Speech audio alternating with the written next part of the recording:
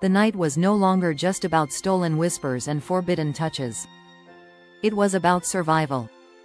Elena's breath came in shallow gasps as she clutched Lucian's hand, her heels clicking against the cobbled streets. The once romantic glow of Verona's street lamps now seemed eerie, casting long, shifting shadows that twisted with every hurried step. Behind them, the sound of the click still echoed in her mind. A gun? A camera? Or something far worse? Lucian moved with purpose, fast, decisive, like a man who knew these streets too well. His grip on her hand was firm, almost possessive. A silent promise of protection. Or maybe a warning. "Elena, we need to keep moving," he murmured, his voice low, urgent. She risked a glance over her shoulder. The alley behind them was empty. Too empty. "Who was that?" she whispered, barely loud enough for the night to carry her words. Lucian hesitated. Just for a second.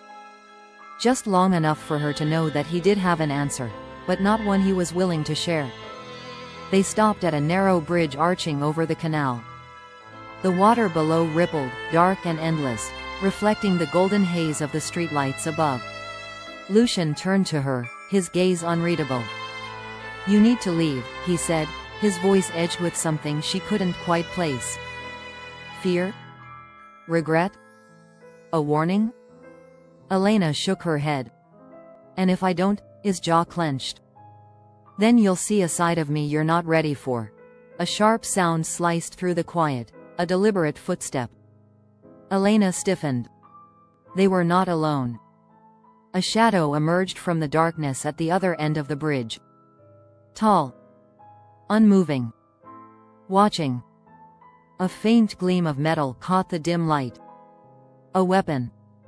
Lucian stepped in front of her, his body tense, every muscle coiled. "Elena," he murmured, his tone now unmistakably protective. "Run." But this time, she didn't move. This wasn't just his secret anymore. To be continued?